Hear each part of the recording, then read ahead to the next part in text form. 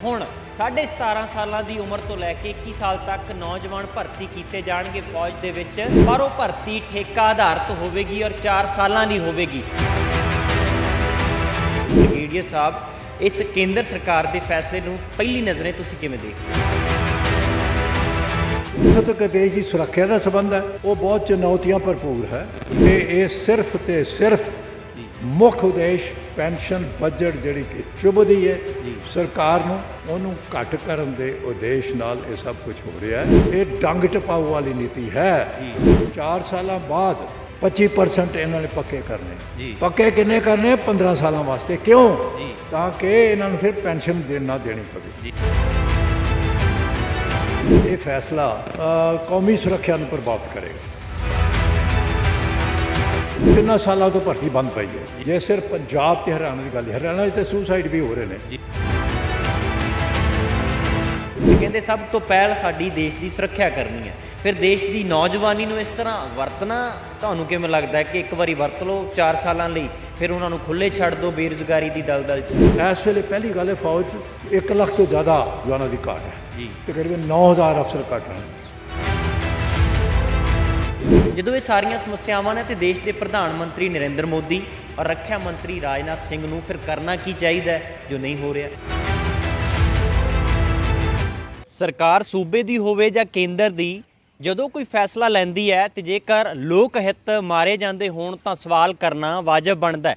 ਕੇਂਦਰ ਸਰਕਾਰ ਦਾ ਇੱਕ ਤਾਜ਼ਾ ਫੈਸਲਾ, ਰੱਖਿਆ ਮੰਤਰੀ ਉੱਚ ਅਧਿਕਾਰੀਆਂ ਦੇ ਨਾਲ ਮਿਲ ਕੇ ਇੱਕ ਪ੍ਰੈਸ ਕਾਨਫਰੰਸ ਕਰਦੇ ਨੇ, ਜਿਸ ਦੇ ਵਿੱਚ ਇੱਕ ਜਾਣਕਾਰੀ ਸਾਂਝੀ ਕੀਤੀ ਜਾਂਦੀ ਹੈ ਕਿ ਹੁਣ 17.5 ਸਾਲਾਂ ਦੀ ਉਮਰ ਤੋਂ ਲੈ ਕੇ 21 ਸਾਲ ਤੱਕ ਨੌਜਵਾਨ ਭਰਤੀ ਕੀਤੇ ਜਾਣਗੇ ਫੌਜ ਦੇ ਵਿੱਚ, 3 ਸੈਨਾਵਾਂ ਦੇ ਅੰਦਰ ਭਾਰਤ ਦੇ ਵਿੱਚ। ਪਰ ਉਹ ਭਰਤੀ ਠੇਕਾ ਆਧਾਰਿਤ ਹੋਵੇਗੀ ਔਰ 4 ਸਾਲਾਂ ਦੀ ਹੋਵੇਗੀ। ਇਹ ਫੈਸਲਾ ਨੁਕਸਾਨ ਕਰੇਗਾ ਜਾਂ ਫਾਇਦਾ ਦੇਵੇਗਾ? ਹਾਲਾਂਕਿ ਰੱਖਿਆ ਮੰਤਰੀ ਨੇ ਇੱਥੋਂ ਤੱਕ ਦਾਅਵਾ ਕੀਤਾ ਹੈ ਕਿ ਇਸ ਦੇ ਨਾਲ ਦੇਸ਼ ਦੀ ਸੁਰੱਖਿਆ ਮਜ਼ਬੂਤ ਹੋਵੇਗੀ। ਤੇ ਇਸ ਵਿਸ਼ੇ ਦੇ ਉੱਤੇ ਅਸੀਂ ਗੱਲਬਾਤ ਕਰਾਂਗੇ। ABC ਪੰਜਾਬ ਤੇ ਸਾਡੇ ਨਾਲ ਮਹਿਮਾਨ ਵਜੋਂ ਹਾਜ਼ਰ ਨੇ ਬ੍ਰਿਗੇਡੀਅਰ ਸਰਦਾਰ ਕੁਲਦੀਪ ਸਿੰਘ ਕਾਹਲੋਂ, ਤੇ ਉਹਨਾਂ ਦੇ ਨਾਲ ਅਸੀਂ ਗੱਲਬਾਤ ਕਰਦੇ ਹਾਂ। ਸਭ ਤੋਂ ਪਹਿਲਾਂ ਬ੍ਰਿਗੇਡੀਅਰ ਸਾਹਿਬ, ਇਸ ਕੇਂਦਰ ਸਰਕਾਰ ਦੇ ਫੈਸਲੇ ਨੂੰ ਪਹਿਲੀ ਨਜ਼ਰੇ ਤੁਸੀਂ ਕਿਵੇਂ ਦੇਖਦੇ ਹੋ? ਇਹ ਸਰਕਾਰ ਦੇ 2 ਪਹਿਲੂ ਨੇ, ਮੈਂ ਸਮਝਦਾ ਹਾਂ ਜੀ। ਇੱਕ ਤੇ ਹੈਗਾ ਕਿ ਭਾਈ ਫੌਜ ਦੀ ਜੋ ਘਾਟ ਹੈ ਜੀ ਉਹਨੂੰ ਪੂਰਾ ਕਰਨ ਦਾ ਯਤਨ ਹੈ, ਤੇ ਜੋ ਬੇਰੁਜ਼ਗਾਰੀ ਵੱਲ ਇੱਕ ਚੁੱਕਿਆ ਗਿਆ ਛੋਟਾ ਜਿਹਾ ਕਦਮ ਹੈ। ਮਗਰ ਜਿੱਥੋਂ ਤੱਕ ਦੇਸ਼ ਦੀ ਸੁਰੱਖਿਆ ਦਾ ਸੰਬੰਧ ਹੈ ਉਹ ਬਹੁਤ ਚੁਣੌਤੀਆਂ ਭਰਪੂਰ ਹੈ ਜੀ। ਉਹਦੇ ਵਿੱਚ ਬੜੇ ਚੈਲੰਜਸ ਨੇ ਜੀ। ਉਸ ਪੱਖੋਂ ਤੇ ਮੈਂ ਸਮਝਦਾ ਹਾਂ ਕਿ ਇਹ ਫੈਸਲਾ ਕੌਮੀ ਸੁਰੱਖਿਆ ਨੂੰ ਪ੍ਰਭਾਵਿਤ ਕਰੇਗਾ ਜੀ। ਉਹ ਕਿਸ ਤਰ੍ਹਾਂ? ਉਹ ਇਸ ਤਰ੍ਹਾਂ ਕਿ ਇਹ ਬੜੇ ਲੰਬੇ ਸਮੇਂ ਤੋਂ ਇਸ ਦੀ ਗੱਲਬਾਤ ਚੱਲ ਰਹੀ ਸੀ ਜੀ। ਤੇ ਪਹਿਲੋਂ ਜਦੋਂ ਕਿ ਜਨਰਲ ਬਿਪਿਨ ਰਾਵਤ ਜੀ CDS ਸੀਗੇ, ਤੇ ਉਹਨਾਂ ਨੇ ਰੱਖਿਆ ਬਜਟ ਜੋ ਕਿ ਦੇਸ਼ ਦੇ ਹਾਕਮਾਂ ਅਫਸਰਸ਼ਾਹੀ ਵਾਸਤੇ ਇੱਕ, ਮੈਂ ਬਸ ਸਮਝਦਾ ਹਾਂ ਕਿ ਉਹਨਾਂ ਵਾਸਤੇ ਇੱਕ ਇਹ ਬੜਾ ਅਹਿਮ ਪਹਿਲੂ ਹੈ ਕਿ ਇਹਨੂੰ ਘੱਟ ਕਿੱਦਾਂ ਕੀਤਾ ਜਾਏ ਜੀ। ਇਸ ਵਾਸਤੇ ਉਹਨਾਂ ਨੇ ਸਕੀਮ ਇੱਕ ਉਲੀਕੀ ਕਿ TOD ਜੀ, ਠੀਕ ਹੈ, ਟੂਰ ਆਫ ਡਿਊਟੀ ਜੀ, ਜਿਹੜੀ ਕਿ 3 ਸਾਲਾਂ ਵਾਸਤੇ ਹੋਏਗੀ। ਹੁਣ ਇਹਨੂੰ ਬਦਲ ਕੇ ਜੀ ਉਹ ਸਕੀਮ ਨੂੰ 4 ਸਾਲਾਂ ਵਾਸਤੇ ਕਰਤਾ। ਜਿੱਦਾਂ ਤੁਸੀਂ ਕਿਹਾ ਕਿ 17.5 ਸਾਲ ਤੋਂ 21 ਸਾਲ ਦੀ ਉਮਰ ਦੇ ਦਰਮਿਆਨ 30,000 ਦੀ ਤਨਖਾਹ ਦੇ ਨਾਲ ਨੌਜਵਾਨਾਂ ਨੂੰ ਭਰਤੀ ਕੀਤਾ। ਤਕਰੀਬਨ 46,000 ਜੀ ਇਹ ਪਹਿਲੇ ਹੱਲੇ 'ਚ ਇਹਨਾਂ ਦੀ ਪੋਸਟ ਹੋ ਗਈ, ਤਕਰੀਬਨ 46,000 ਪਹਿਲੇ।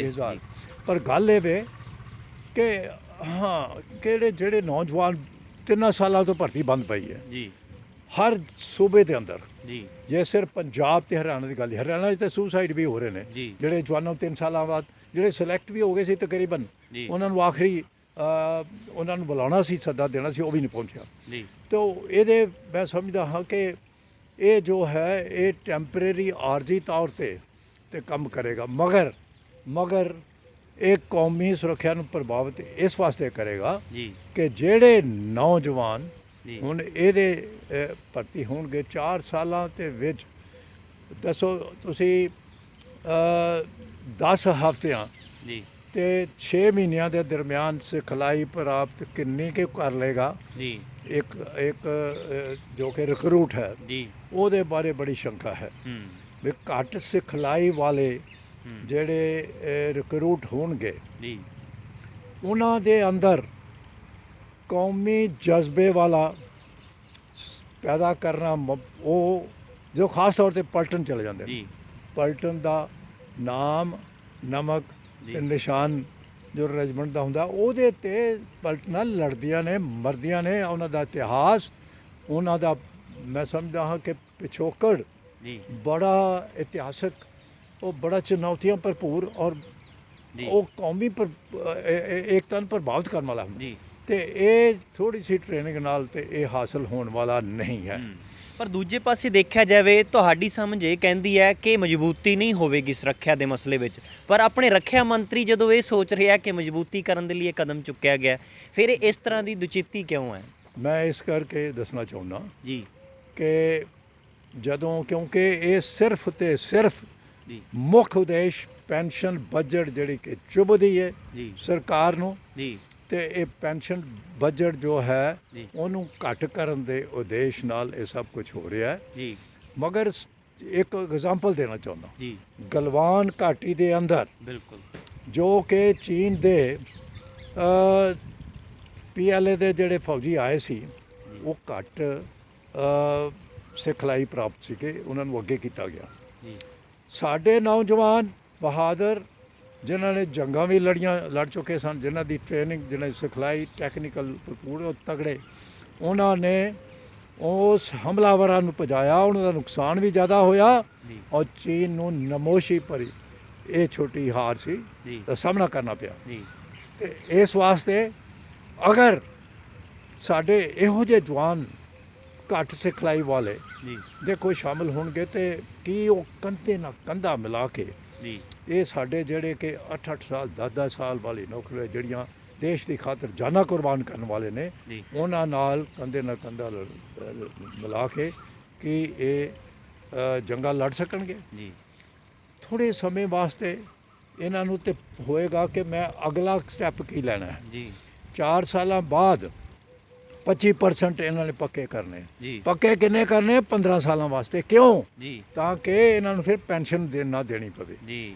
ਇਹਨਾਂ ਨੇ ਖੱਜਲ ਖੁਆਰੀ ਇਸ ਕਰਕੇ ਹੋਏਗੀ, ਹੂੰ ਜਿਵੇਂ ਕਿ ਸ਼ਾਰਟ ਸਰਵਿਸ ਕਮਿਸ਼ਨ ਆਫਿਸ ਹੈ, ਜੀ 5 ਸਾਲਾਂ ਬਾਅਦ ਉਹਨਾਂ 5 ਸਾਲ ਹੋਰ ਦਿੱਤੇ ਗਏ, ਜੀ ਫਿਰ 4 ਸਾਲ ਹੋਰ ਮਿਲੇ ਤਾਂ ਕਿ ਪੈਨਸ਼ਨ ਨਾ ਦੇਣੀ ਪਵੇ। ਜੀ ਮਗਰ ਉਹ ਫਿਰ ਕੋਰਟਾਂ 'ਚ ਚਲੇ ਗਏ, ਹੂੰ ਫਿਰ ਅਦਾਲਤਾਂ ਦਾ ਸਹਾਰਾ ਲਿਆ ਜੀ ਤੇ ਫਿਰ ਉਹਨਾਂ ਨੂੰ ਅਦਾਲਤ ਦੇ ਦਰਵਾਜ਼ੇ ਖੜਕਾਉਂਦਿਆਂ ਹੋਇਆਂ ਫਿਰ ਸਰਕਾਰ ਕੇਂਦਰ ਪਹਿਲਾਂ ਤਾਂ ਸੁਪਰੀਮ ਕੋਰਟ ਨੇ ਫੈਸਲਾ ਦਿੱਤਾ, ਫਿਰ ਜੀ। ਕੇਂਦਰ ਸਰਕਾਰ ਨੇ ਉਹਨਾਂ ਪੱਖਿਆਂ ਕਰਨ ਵਾਲੀ ਗੱਲ ਕੀਤੀ। ਜਿਹੜੇ ਸ਼ੰਕੇ ਤੁਸੀਂ ਸਮਝ ਰਹੇ ਹੋ ਕਿ ਇਸ ਤਰ੍ਹਾਂ ਦੇ ਖੜੇ ਹੋ ਸਕਦੇ ਆ, ਜੇ ਤੁਹਾਡੀ ਸਮਝ ਇਹ ਕਹਿੰਦੀ ਹੈ ਕਿ ਬਾਅਦ ਵਿੱਚ ਉਹ ਨੌਜਵਾਨ ਵੱਡੀ ਗਿਣਤੀ 'ਚ ਫਿਰ ਜਾਣਗੇ ਕਿੱਥੇ ਰੁਜ਼ਗਾਰ ਦੀ ਖਾਤਰ, ਬੇਰੁਜ਼ਗਾਰੀ ਬਹੁਤ ਵਧੇਗੀ ਫਿਰ। ਬੇਰੁਜ਼ਗਾਰੀ ਇਹਨਾਂ ਨੂੰ ਕਹਿੰਦੇ ਨੇ ਜੀ ਕੋਈ 10.71 ਲੱਖ, ਜੀ। ਤਕਰੀਬਨ 11 ਲੱਖ ਦੇ ਕਰੀਬ ਜੀ ਇਹ ਯੱਕ ਮੁਕਤ ਰਾਸ਼ੀ ਦੇ ਕੇ ਜੀ ਫੌਜ ਉਹਨਾਂ ਨੂੰ ਅਲਵਿਦਾ ਕਹਿ ਜਾਏਗੀ ਜੀ ਤੇ ਉਹ ਧੱਕੇ ਖਾਂਦੇ ਰਹਿਣਗੇ ਕਿਉਂਕਿ ਨਾ ਉਹਨਾਂ ਕੋਈ ਕਰਜ਼ਾ ਮਿਲੇਗਾ ਜੀ ਤੇ ਇਹ ਵੀ ਪੈਸੇ ਜਿਹੜੇ ਮਿਲੇ ਨੇ ਉਹ ਕਿੱਦਾਂ ਖੱਜਲ ਖੁਆਰੀ 'ਚ ਹੀ ਬਰਬਾਦ ਹੋਣਗੇ। ਜੀ ਮੁੜ ਵਸੇਬਾ ਬੜਾ ਮੁਸ਼ਕਲ ਹੈ, ਜੀ ਬੜਾ ਮੁਸ਼ਕਲ ਹੈ ਕਿਉਂਕਿ ਇਸ ਵੇਲੇ ਵੀ ਜਿਹੜੇ ਕਿ ਪੈਨਸ਼ਨ ਲੈ ਕੇ 17-20 ਸਾਲ ਦੀ ਉਹ ਵੀ ਜਿਹੜੇ DGR ਥੱਲੇ ਉੱਥੇ ਸਿਖਲਾਈ ਵੀ ਟੈਕਨੀਕਲ ਟ੍ਰੇਨਿੰਗ ਹਾਸਲ ਕਰਦੇ ਨੇ, ਉਹਨਾਂ ਦੇ ਰੁਜ਼ਗਾਰ ਦੇ ਮੌਕੇ ਨਹੀਂ ਮਿਲਦੇ। ਜੀ ਆਪਣੇ ਦੇਸ਼ ਦੀ ਸਰਕਾਰ ਤਾਂ ਸੁਰੱਖਿਆ ਦੇ ਮੁੱਦੇ ਤੇ ਜਦੋਂ ਚੋਣਾਂ ਹੋਣ ਜਾਂ ਚੋਣਾਂ ਤੋਂ ਬਾਅਦ ਦਾ ਮਸਲਾ ਹੋਵੇ, ਕੋਈ ਖੜਾ ਹੋ ਜੇ ਤੇ ਕਹਿੰਦੇ ਸਭ ਤੋਂ ਪਹਿਲ ਸਾਡੀ ਦੇਸ਼ ਦੀ ਸੁਰੱਖਿਆ ਕਰਨੀ ਹੈ। ਫਿਰ ਦੇਸ਼ ਦੀ ਨੌਜਵਾਨੀ ਨੂੰ ਇਸ ਤਰ੍ਹਾਂ ਵਰਤਣਾ ਤੁਹਾਨੂੰ ਕਿਵੇਂ ਲੱਗਦਾ ਹੈ ਕਿ ਇੱਕ ਵਾਰੀ ਵਰਤ ਲਓ 4 ਸਾਲਾਂ ਲਈ, ਫਿਰ ਉਹਨਾਂ ਨੂੰ ਖੁੱਲ੍ਹੇ ਛੱਡ ਦਿਓ ਬੇਰੁਜ਼ਗਾਰੀ ਦੀ ਦਲਦਲ 'ਚ? ਵਰਤਣਾ ਵੀ ਦੇਖੋ, ਹੁਣ ਜਿਹੜੀ ਸਿਖਲਾਈ ਹੈ ਉਹ ਟੈਕਨੀਕਲ ਭਰਪੂਰ ਹੈ। ਜੀ ਹੁਣ ਤੇ ਚੁਣੌਤੀਆਂ ਵਧਦੀਆਂ ਜਾ ਰਹੀਆਂ ਨੇ, ਸਾਈਬਰ ਵਾਰਫੇਅਰ ਵੀ ਹੋਏਗੀ, ਡਰੋਨ ਵਾਰਫੇਅਰ ਚੱਲ ਰਹੀ ਹੈ, ਲੁਕਵੀਂ ਜੰਗ ਵੀ ਲੜੀ ਜਾ ਰਹੀ ਹੈ, ਜੀ ਬਹੁਤ ਕੁਝ ਵਾਪਰ ਰਿਹਾ। ਤਕਰੀਬਨ ਦੇਸ਼ ਦਾ 15,000 ਕਰੀਬ ਬਾਰਡਰ 7 ਮੁਲਕਾਂ ਨਾਲ ਜੁੜਿਆ ਹੋਇਆ। ਜੀ ਤੇ ਇੰਨੀ ਵੱਡੀ ਹੁਣ ਸੰਖਿਆ ਦੇ ਵਿੱਚ ਇੰਨੀ ਵੱਡੀ ਜੀ ਤੇ ਤਕਰੀਬਨ 7,500 ਜੀ ਤੱਟਵਰਤੀ ਸੀਮਾ ਵੀ ਹੈ। ਜੀ ਤੇ ਫੌਜ ਉਹ ਜਿਹੜੀ ਕਿ ਹੁਣ ਇਸ ਵੇਲੇ ਦਿਨ ਰਾਤ ਇਕਜੁੱਟ ਹੋ ਕੇ ਆਪਣਾ ਜੀ ਦੇਸ਼ ਦੀ ਸੁਰੱਖਿਆ ਨੂੰ ਬਰਕਰਾਰ ਰੱਖਣ ਲਈ ਕੰਮ ਕਰ ਰਹੇ ਨੇ, ਜੀ ਉਹਨਾਂ ਦੀ ਜਿਹੜੀ ਟ੍ਰੇਨਿੰਗ ਹੈ ਉਹ ਪਰਫੈਕਟ ਹੈ। ਜੀ ਤੇ ਜਿਹੜੇ 5 ਸਾਲ 4 ਸਾਲ ਵਾਸਤੇ ਆਉਣਗੇ ਜੀ ਸੌਰੀ ਉਹਨਾਂ ਨੇ ਤੇ ਸੋਚਣਾ ਕਿ ਹੁਣ ਉਹਨੇ ਚੱਲਣਾ, ਤੇ ਇਸ ਵਾਸਤੇ ਇਹ ਡੰਗ ਟਪਾਊ ਵਾਲੀ ਨੀਤੀ ਹੈ। ਜੀ ਦੇਸ਼ ਸੁਰੱਖਿਆ ਨੂੰ ਪ੍ਰਭਾਵਿਤ ਜ਼ਰੂਰ ਕਰੇਗੀ, ਜੀ ਕਿਉਂਕਿ ਹਰ ਸਾਲ ਜੀ ਇਸ ਵੇਲੇ ਪਹਿਲੀ ਗੱਲ ਹੈ ਫੌਜ 'ਚ 1 ਲੱਖ ਤੋਂ ਜ਼ਿਆਦਾ ਜਵਾਨਾਂ ਦੀ ਘਾਟ ਹੈ, ਜੀ ਤਕਰੀਬਨ 9000 ਅਫਸਰ ਘੱਟ ਹਨ।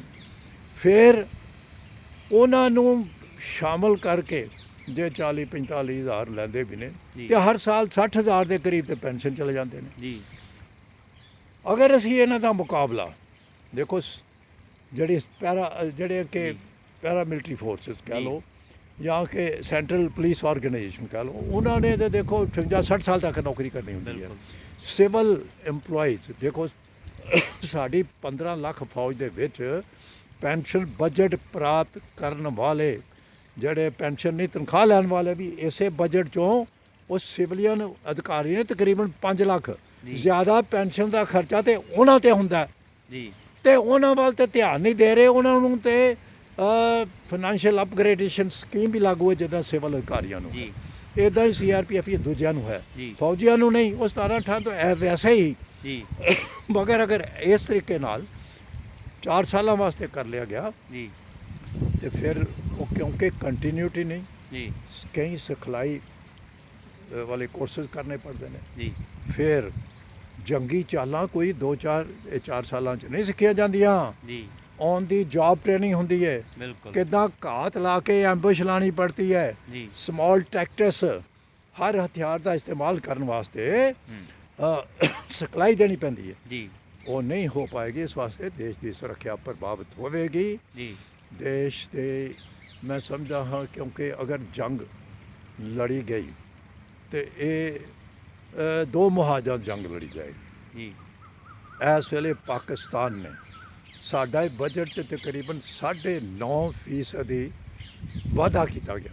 ਜੀ ਪਾਕਿਸਤਾਨ ਨੇ ਹੁਣੇ ਆਪਣੇ ਬਜਟ ਭੁੱਖਮਰੀ ਵਾਲੇ ਪਾਕਿਸਤਾਨ ਨੇ 17% ਤੱਕ ਆਪਣਾ ਬਜਟ 'ਚ ਇਜ਼ਾਫਾ ਕਰਤਾ ਹੈ, ਰੱਖਿਆ ਬਜਟ। ਜੀ ਤੇ ਇਸ ਸੁਰੱਖਿਆ ਦੇ ਮਸਲੇ ਦੇ ਉੱਤੇ ਜਿਵੇਂ ਬਜਟ ਦੀ ਗੱਲ ਕੀਤੀ ਹੈ ਕਿ ਕਟੌਤੀਆਂ ਲਗਾਤਾਰ ਔਰ ਨੌਜਵਾਨਾਂ ਨੂੰ ਕਿਵੇਂ ਇੱਕ ਵਾਰੀ ਵਰਤ ਲੈਣਾ ਹੈ ਫਿਰ ਛੱਡ ਦੇਣਾ ਹੈ ਬੇਰੁਜ਼ਗਾਰੀ ਲਈ, ਤਮਾਮ ਸ਼ੰਕੇ ਨੇ, ਸਵਾਲ ਖੜੇ ਕਰਦੇ ਨੇ।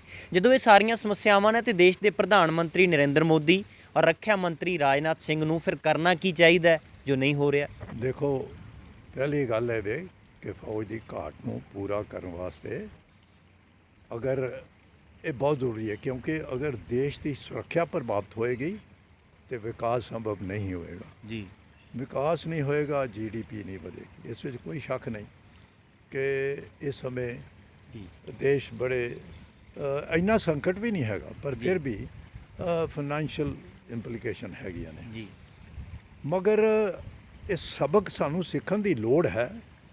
ਰੂਸ ਯੂਕਰੇਨ ਦੀ ਜੰਗ ਸਮੇਂ ਕੰਸਕ੍ਰਿਪਸ਼ਨ ਜਿਹੜੀ ਕਿ ਜਬਰੀ ਭਰਤੀ ਕਰਨ ਵਾਲੇ ਜੀ ਜਦੋਂ ਸ਼ੁਰੂ ਕੀਤੀ ਗਈ, ਉਹਨੇ ਚੋਂ ਜ਼ਿਆਦਾਤਰ ਉਹ ਜੰਗੀ ਕੈਦੀ ਬਣਾ ਲਏ ਗਏ। ਜੋ ਕੁਝ ਔਰਤ ਵਰਗ ਨਾਲ ਵੀ ਵਾਪਰਿਆ, ਜੀ ਅਧਿਕਾਰੀਆਂ ਫੌਜੀਆਂ ਲੜਨ ਦੇ ਨਾਲ, ਕਾਬਿਲ ਨਹੀਂ ਸੀ। ਉਹ ਬਿਆਨ ਨਹੀਂ ਕੀਤਾ ਜਾ ਸਕਦਾ। ਕਹਿਣ ਤੋਂ ਮਤਲਬ ਇਹ ਵੇ ਹੁਣ ਉਹ ਪੁਤਨ ਨੇ ਹੁਣ ਉਹ ਸਕੀਮ ਬੰਦ ਕਰਤੀ ਹੈ। ਜੀ ਇਸ ਵਾਸਤੇ ਇਹ ਸਬਕ ਸਿੱਖਣਾ ਚਾਹੀਦਾ ਸਾਨੂੰ, ਜੀ ਕਿਉਂਕਿ ਅਗਰ ਜੰਗ ਲੜਨੀ ਪਈ ਤੇ ਇਹਨਾਂ ਨੇ ਤੇ ਫਿਰ ਡੰਗ ਟਪਾਊ ਵਾਲੀ ਇਹ ਜਿਹੜੇ ਨੌਜਵਾਨ ਨੇ ਨੀਤੀ ਕਰਨਗੇ, ਫਿਰ ਇਹਨਾਂ ਦਾ ਹੀ ਭਲਾਈ ਤੇ ਨਾ ਹੋਈ। ਥੋੜ੍ਹੀ ਚਿਰ ਵਾਸਤੇ ਰੁਜ਼ਗਾਰ ਮਿਲ ਗਿਆ, ਇਸ ਵੇਲੇ ਨਸ਼ਿਆਂ ਵੱਲ ਨੂੰ ਜਾ ਰਹੇ ਨੇ ਜੀ ਤੇ ਉਹ ਗੱਲ ਠੀਕ ਹੈ। ਫਿਰ ਜਿਹੜੀਆਂ ਗੱਲਾਂ ਦੀ ਚਰਚਾਵਾਂ, ਜਿਵੇਂ ਫੈਸਲਾ ਕੇਂਦਰ ਸਰਕਾਰ ਨੇ ਲਿਆ, ਇਸ ਤੇ ਚਰਚਾ ਆਪਾਂ ਵੀ ਕਰ ਰਹੇ ਹਾਂ, ਹੋਰ तमाम ਲੋਕ ਵੀ ਕਰ ਰਹੇ ਹੋਣਗੇ ਕਿ ਇਸ ਤਰ੍ਹਾਂ ਨਹੀਂ ਹੋਣਾ ਚਾਹੀਦਾ। ਜੇ ਹੋਇਆ ਤਾਂ ਫਿਰ ਇਸ ਦਾ ਫਾਇਦਾ ਹੋਰ ਮੁਲਕ ਨਹੀਂ ਚੱਕ ਸਕਦੇ ਕਿ ਜਿਸ ਤਰ੍ਹਾਂ ਦੀ ਕਿ ਇਹਨਾਂ ਦੇ ਦੇਸ਼ ਅੰਦਰ ਤੇ ਆ ਕੁਝ ਚੱਲ ਰਿਹਾ, ਅਸੀਂ ਇਸ ਦਾ ਫਾਇਦਾ ਚੁੱਕ ਲਾਂਗੇ? ਤੁਹਾਨੂੰ ਨਹੀਂ ਲੱਗਦਾ ਨਹੀਂ ਲੁਕਵੇਂ ਤੌਰ ਤੇ ਅਟੈਕ ਵੀ ਹੋ ਸਕਦੇ? ਉਹ ਤੇ ਫਿਰ ਦੇਖੋ ਲੋਕਾਂ ਦੀ ਜੰਗ ਜਾਰੀ ਹੈ। ਜਿੱਦਾਂ ਮੈਂ ਕਿਹਾ, ਇਸ ਵੇਲੇ ਜੋ ਜਵਾਨ ਜੇ ਅਫਸਰ ਜੋ ਜੰਗ ਲੜ ਰਹੇ ਨੇ ਜੀ ਉਹ ਕਿੱਤਾ ਭਰਪੂਰ ਨੇ। ਜੀ ਟੈਕਨੀਕਲ ਆਰਮਸ ਹੋ ਰਹੀਆਂ ਨੇ, ਹੁਣ ਭਾਵੇਂ ਇਨਫੈਂਟਰੀ ਹੋਵੇ, ਜੀ ਉਹਨਾਂ ਦੇ ਵਿੱਚ ਮਰ ਮਿਟਣ ਵਾਲਾ ਜਜ਼ਬਾ ਹੈਗਾ। ਉਹਨਾਂ ਨੇ ਆਪਣੀਆਂ ਪਲਟਨ ਦੀਆਂ ਰਸਮੋ ਰਿਵਾਜ ਜਿਹੜੇ ਨੇ ਜੀ ਉਹਨਾਂ ਤੇ ਚੱਲਦਿਆਂ ਹੋਇਆਂ ਉਹਨਾਂ ਨੇ ਬਹਾਦਰੀ ਭਰਪੂਰ ਕਾਰਨਾਮੇ ਕਰ ਦਿਖਾਉਂਦੇ ਰਹਿਣਗੇ।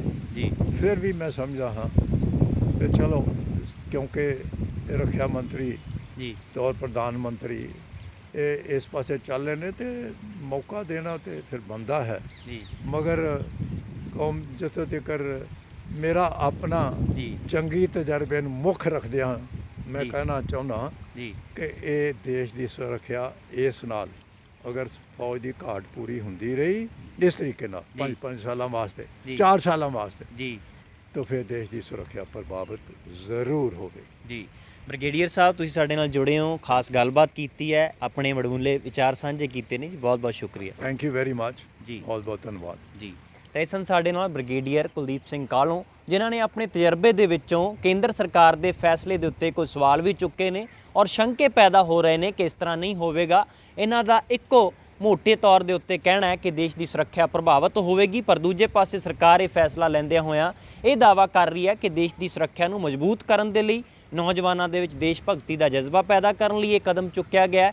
ਹੁਣ ਤੁਸੀਂ ਵੀ ਇਸ ਬਾਰੇ ਕੀ ਸਮਝਦੇ ਹੋ? ਕਮੈਂਟ ਬਾਕਸ ਦੇ ਜ਼ਰੀਏ ਆਪਣੀ ਰਾਏ ਸਾਂਝੀ ਕਰ ਸਕਦੇ ਹੋ, ਪਰ ਆਉਣ ਵਾਲਾ ਸਮਾਂ ਦੱਸੇਗਾ ਕਿ ਕੀ ਇਸ ਤਰੀਕੇ ਨਾਲ ਫੌਜ ਦੀ ਘਾਟ ਪੂਰੀ ਕਰਕੇ ਦੇਸ਼ ਦੀ ਸੁਰੱਖਿਆ ਯਕੀਨੀ ਬਣਾਈ ਜਾ ਸਕਦੀ ਹੈ ਜਾਂ ਦੇਸ਼ ਦੀ ਸੁਰੱਖਿਆ ਨੂੰ ਢਾਹ ਲੱਗੇਗੀ। ਫਿਲਹਾਲ ਇਸ ਮੁਲਾਕਾਤ ਵਿੱਚ ਇੰਨਾ ਹੀ। ਸਾਥੀ ਕੈਮਰਾਮੈਨ ਮਨਦੀਪ ਸਿੰਘ ਦੇ ਨਾਲ ਸੰਦੀਪ ਲਾਦੂਕਾ, ABC ਪੰਜਾਬ, ਚੰਡੀਗੜ੍ਹ।